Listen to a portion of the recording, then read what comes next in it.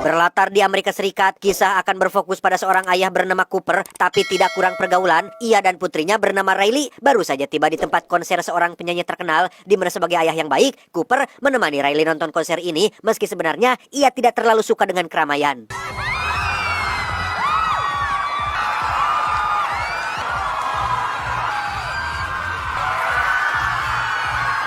Saat sedang mengantri itulah Cooper baru menyadari jika konser ini dijaga ketat oleh banyak penjaga dari pihak kepolisian. Entah seberapa pentingkah konser ini sampai-sampai polisi turun tangan. Cooper memilih fokus pada putrinya yang terlihat sangat senang bisa menghadiri konser idolanya. Setibanya di bangku penonton, Cooper kembali memperhatikan beberapa penjaga yang hampir semuanya aparat kepolisian yang secara kebetulan sedang mengamankan seorang pria yang dianggap mencurigakan.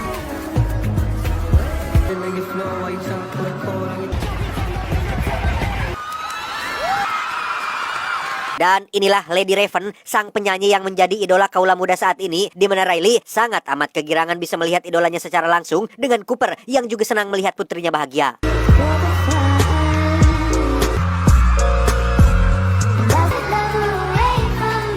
Ketika lagu pembuka masih sedang berlangsung, Cooper pun izin ke toilet dan meminta Riley untuk tetap di kursinya, di mana kita semua akan sangat dibuat terkejut tatkala Cooper membuka ponselnya untuk memeriksa kamera CCTV yang di situ ada seorang pemuda yang tengah disekap di ruang bawah tanah, yang ternyata Cooper adalah sosok pembunuh berantai yang saat ini menjadi buronan paling dicari. Saat Cooper sedang cuci tangan itulah, ia melihat seorang wanita tua yang sedang berdiri, di mana itu tidak lebih dari hanya penglihatan Cooper saja, dan sosok wanita tersebut merupakan mendiang ibunya. Ketika akan kembali ke konser, Cooper secara kebetulan bertemu dengan Susan yang merupakan ibu dari teman sekolahnya Riley yang beberapa waktu lalu sempat terjadi keributan tapi sudah damai, di mana Ece Susan ini adalah tipikal wanita yang sangat suka basa-basi dan cerewet sehingga membuat Cooper merasa kurang nyaman. Tak hanya aparat kepolisian saja yang terlibat, pihak FBI pun turut campur dalam konser ini sehingga bisa disimpulkan bahwa konser ini tidak semata-mata digelar hanya untuk hiburan saja. Kembali ke Cooper yang sudah berada di dalam, ia kembali melihat beberapa penjaga yang masih saja mengamankan satu persatu orang yang dianggap mencurigakan, di mana saat Lady Raven sedang break sebentar, Cooper dan Riley pun keluar untuk membeli merchandise berupa kaos yang dijual di beberapa kios di sana.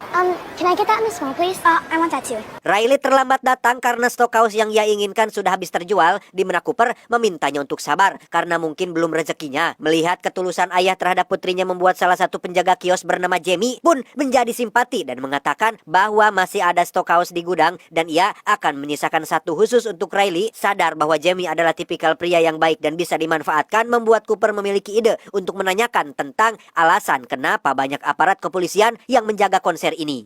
This whole concert? It's a trap. Wow. Here? Yeah. Ya, seperti yang tidak bisa Anda tebak, konser ini adalah sebuah jebakan. Jebakan untuk menangkap seorang pembunuh berantai paling dicari yang tiada lain adalah si Cooper itu sendiri. Menyadari hal ini, Cooper pun mulai berpikir keras untuk mencari jalan keluar yang aman. Ia mendorong seorang wanita yang sedang mabuk untuk mengalihkan perhatian dua penjaga. Namun, saat akan keluar, muncullah penjaga lain yang menggantikannya, sehingga ia pun memutuskan untuk masuk kembali ke konser.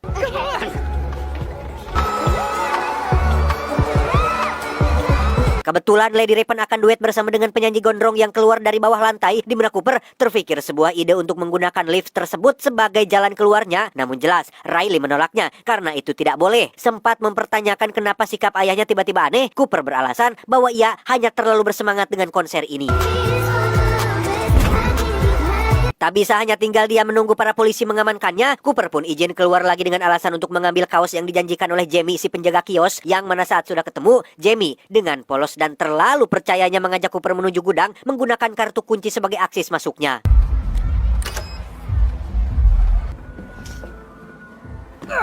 Saat Jamie sedang kesulitan mengambil dus itulah, Cooper langsung membantunya sebagai cara untuk bisa mencuri ID card milik Jamie. Melihat tenaga Cooper yang cukup kuat membuat Jamie menjadi penasaran dengan Cooper yang bekerja di mana. Cooper ternyata adalah seorang petugas pemadam kebakaran dan ia memang terbiasa dengan pekerjaan yang berat. You're not squeamish, are you? Oh yeah? Disitulah Jamie menceritakan tentang sosok The Butcher yang artinya si penjagal alias julukan untuk Cooper sebagai pembunuh berantai, di mana Cooper ternyata pernah memutilasi korbannya dengan sangat keji dan membuangnya ke selokan, di mana Jamie mengaku punya fotonya dan itu sangat-sangat mengerikan. Like, this dude is next level insane. I'm sorry. I didn't mean to upset you. Tanpa tahu bahwa yang sedang bersamanya adalah sosok The Butcher, Jamie pun memberitahu tentang hal yang bersifat rahasia bahwa seluruh staf di konser ini sudah di-briefing oleh seorang agen wanita FBI yang merupakan ketua dari tim penangkapan ini. Masing-masing dari mereka diberikan sebuah kode agar bisa bebas keluar masuk yang masih dengan alasan yang sama, yaitu polos dan terlalu percayaan. Jamie pun memberitahukan kode rahasianya yang berbunyi Hamilton tanpa sedikit pun curiga jika Cooper adalah sosok The Butcher. Hamilton. Setelah mendapatkan ID card-nya, Cooper pun memasuki sebuah ruangan yang mungkin ada jalan keluarnya, tapi ternyata di sana ada tim SWAT yang sedang melakukan briefing, sehingga dengan menggunakan ID card milik Jamie, Cooper pun pura-pura memeriksa stok kopi dengan melewati tim SWAT tanpa dicurigai. Excuse me. Where do you guys keep the sugar? Here, use my stash. Saat keluar, Cooper berhasil mencuri walkie-talkie yang ada di sebuah tas sehingga ia bisa mendengarkan percakapan semua tim yang ada di konser ini. Sesuai tebakan, Cooper menggunakan headset walkie-talkie untuk mendengarkan setiap pergerakan dan rencana semua tim di konser ini, di mana sang pemimpin tim yang merupakan agen FBI wanita pun terdengar sangat cerdik, yang hal itu dibuktikan ketika ia memberi arahan pada semua anggota bahwa target mereka tidak akan panik dengan situasi seperti ini dan tetap fokus mencari jalan keluar, yang memang hal itu terbukti benar. Our person won't panic. He's here and he's trying to figure out a way out. Sadar jika waktunya semakin menipis, Cooper pun kembali izin pergi dengan alasan kartu ATM-nya ketinggalan, di mana rencana Cooper untuk membuat kepanikan lagi-lagi gagal ketika agen FBI yang memberi pengarahan di walkie-talkie menjelaskan tentang target mereka yang akan menciptakan kepanikan. Salah satunya adalah dengan menyalakan alarm kebakaran, dan itu memang terbukti benar sehingga Cooper tidak jadi melakukannya.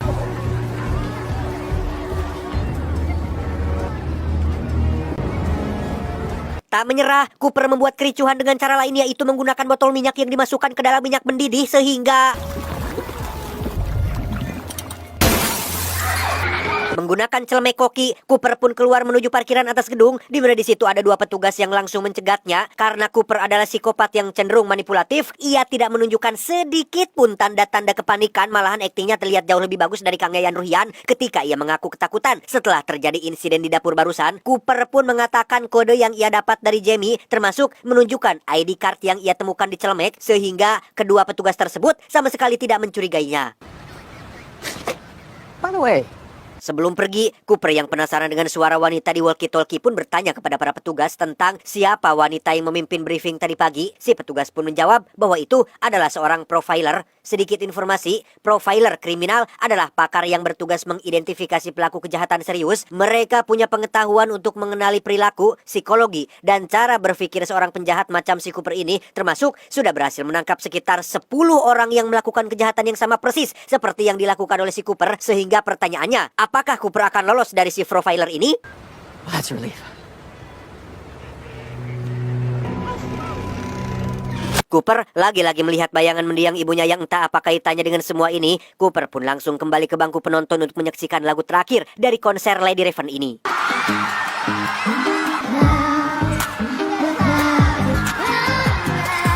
Disitulah Rail mengatakan tentang gimmick Lady Raven ketika ia akan mengajak satu penonton beruntung yang diajak naik ke panggung, termasuk diajak ke belakang panggung untuk foto bareng. Mendengar kata belakang panggung, disitulah Cooper langsung terbesit tentang sebuah rencana dan akan membuat Riley putrinya dipilih sebagai penonton beruntung tersebut. Dengan insting psikopatnya, Cooper bisa dengan mudah menemukan panitia penanggung jawab konser. Ia pura-pura menabrak si panitia, mengajaknya basa-basi hingga membahas cerita palsu tentang Riley putrinya yang baru sembuh dari sakit leukemia, sehingga secara otomatis si panitia yang mendengar cerita meyakinkan itu pun langsung menunjuk Riley sebagai penonton beruntung yang akan naik satu panggung dengan Lady Raven.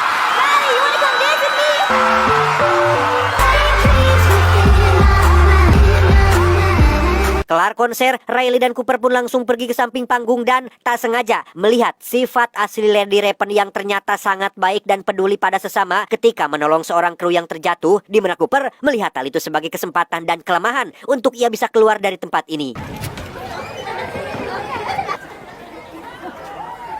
Setelah berada di belakang panggung, Cooper langsung membisiki Lady Raven untuk bicara empat mata dengan alasan ingin membicarakan terkait kondisi penyakit Riley. Di mana saat mereka berdua sudah masuk ke ruang pribadi, Cooper dengan terang-terangan mengatakan bahwa dialah yang mereka semua cari, dialah sosok The Butcher yang menjadi buronan, yang karena Lady Raven seolah tidak percaya, Cooper pun menunjukkan satu korbannya yang saat ini sedang terkurung di ruang bawah tanah.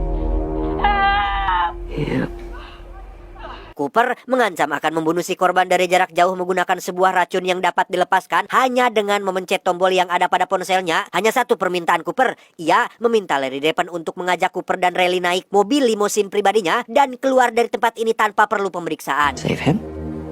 Catch me. Save him. Catch me. Pada akhirnya, Cooper pun berhasil berjalan keluar dengan leluasa tanpa perlu pemeriksaan dari petugas, termasuk naik mobil limosinnya milik Lady Raven. Sementara untuk si profiler, ia tampak sangat kecewa dengan strateginya yang belum berhasil.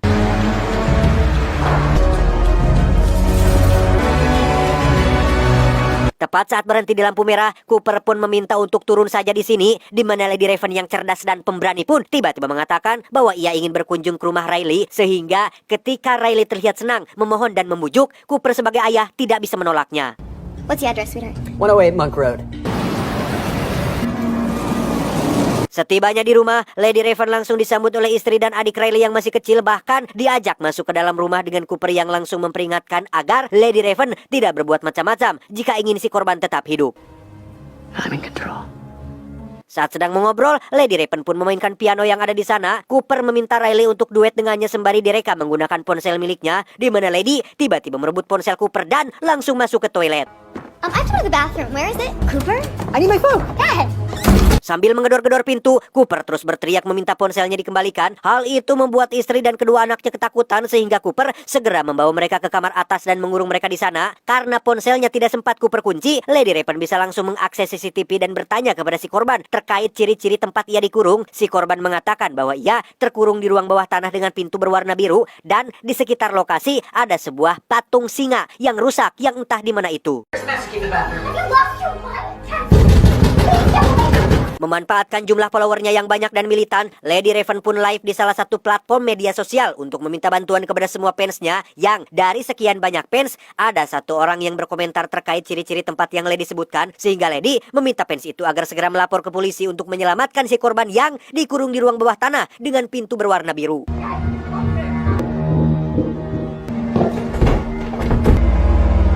Dan ya, Cooper berhasil membuka pintunya dan langsung memeriksa ponselnya yang ternyata si korban sudah berhasil dievakuasi. Sadar bahwa dirinya sudah ketahuan, Cooper pun segera membawa Lady Raven masuk ke dalam mobil milik sang istri di garasi dan berniat membawanya ke tempat rahasia. Cooper? Sebelum berangkat, mereka berdua sempat terlibat perbincangan singkat terkait penyebab kenapa Cooper menjadi manusia kejam seperti ini. Ternyata dulu sewaktu masih kecil, Cooper sering dihukum oleh ibunya dan mendapat kekerasan luar biasa sehingga kenangan itu secara tak sengaja telah menciptakan sosok monster dalam dirinya untuk membalas dan melampiaskan kebenciannya dengan cara menculik dan membunuh orang-orang secara acak. There's a way to turn yourself good. Oh, that's just not true. Tak ingin membahas tentang masa lalunya lagi, Cooper pun segera membuka pintu garasinya dan tiba-tiba... Ya, istri dan kedua anak Cooper pun sudah ngejentul di luar rumah setelah mereka berhasil keluar melalui jendela kamar. Dan berakhir sudahlah aksi Cooper ketika para polisi tiba di sana, sehingga Cooper yang tidak punya pilihan lain pun terpaksa menutup garasi pintu dan memilih bersembunyi di dalam rumah. Tapi eits, tunggu dulu, Cooper bukanlah tipikal orang lemah yang mudah menyerah. Ia sudah menyiapkan sebuah terowongan rahasia yang ia buat jauh-jauh hari untuk kemungkinan terjadinya situasi seperti ini, sehingga ketika para polisi mulai merangsek masuk, Cooper sudah kabur jauh melalui terowongan yang berujung di rumah tetangga.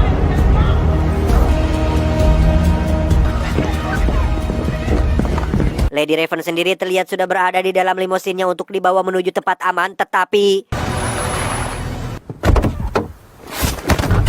Ya, Cooper berhasil melumpuhkan satu anggota SWAT dan menyamar menjadi supir limosinnya, di mana Lady Raven langsung diborgol ke pintu mobil dan akan dibawa menuju tempat rahasia yang jauh dari perkotaan.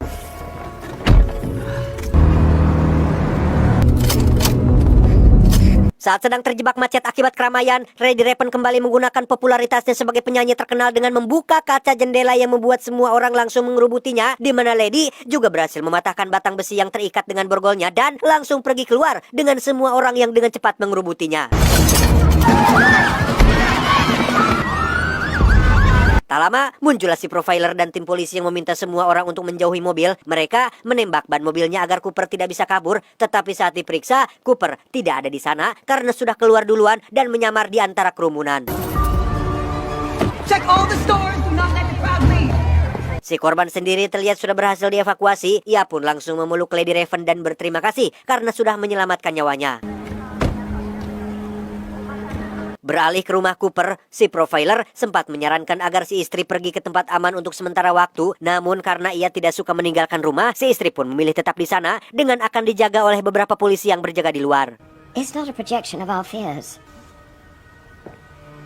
Tak lama setelah profiler pergi, si istri pun menonton video penculikan si korban yang sudah dirilis, di mana si istri benar-benar tak menyangka jika selama ini ia hidup dengan seorang pembunuh berantai yang sangat kejam. You always do that. You always stand with your left hand on your hip like it's holding you. Dan ya, Cooper kembali ke rumahnya untuk menemui sang istri sekaligus menanyakan kenapa si istri mengkhianatinya. Ternyata otak di balik jebakan konser itu tidak lain dan tidak bukan adalah sang istri sendiri. The smell of cleaning fluid on your clothes. Secerdas dan serapi apapun Cooper menyembunyikan kegiatan rahasianya, ia tetaplah manusia biasa yang bisa melakukan kesalahan. Si istri rupanya sudah lama menyadari tanda-tanda mencurigakan dari Cooper, seperti sering keluar malam, pulang-pulang bajunya bau pemutih, dan terkadang bau amis darah. Bahkan pernah satu kali, si istri melihat Cooper berbohong dengan sangat fasih dan sangat meyakinkan ketika menolak undangan pesta dari tetangga, yang hal itu semakin membuat si istri curiga dengan bagaimana seseorang yang normal bisa berbohong semeyakinkan itu. Where did he learn to do that? I find it just as comforting. Menggunakan nama samaran, si istri pun mengirim pesan kepada polisi terkait ciri-ciri Cooper termasuk rencana nonton konsernya bersama Riley. Langkah itu si istri ambil demi membuktikan apakah kecurigaannya benar atau salah. You're not okay, Cooper. We could have managed. Pada akhirnya, Cooper akan menghabisi istrinya malam ini atas dasar pengkhianatan yang tentunya semua orang sepakat. Jika pengkhianat tidak bisa dimaafkan, Cooper pun membuka bajunya dan menggunakan pisau dapur sebagai senjata. Si istri mencoba mengulur waktu dengan mengajak Cooper untuk makan kue buatan Riley untuk yang terakhir kalinya. Yang karena itu buatan putri kesayangan, Cooper pun tidak bisa menolaknya.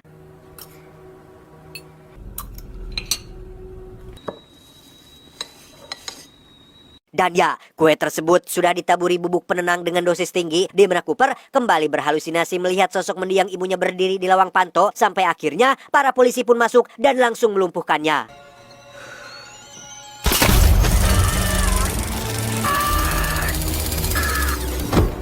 Faktanya, ini semua masih bagian dari jebakan yang dibuat oleh si profiler yang memanfaatkan si istri untuk menangkap Cooper. Tak bisa berkutik lagi, Cooper pun pasrah digiring ke penjara. Namun sebelum itu, ia meminta waktu sebentar untuk mendirikan sepeda Riley yang jatuh. Dan tak lama, muncullah Riley datang memeluk ayahnya untuk terakhir kalinya.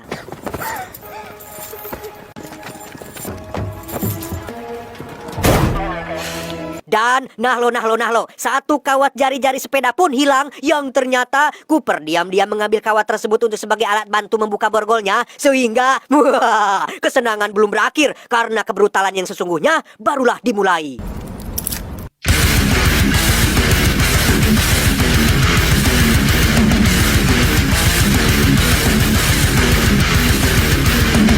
Tamat ending yang cukup mengentangkan.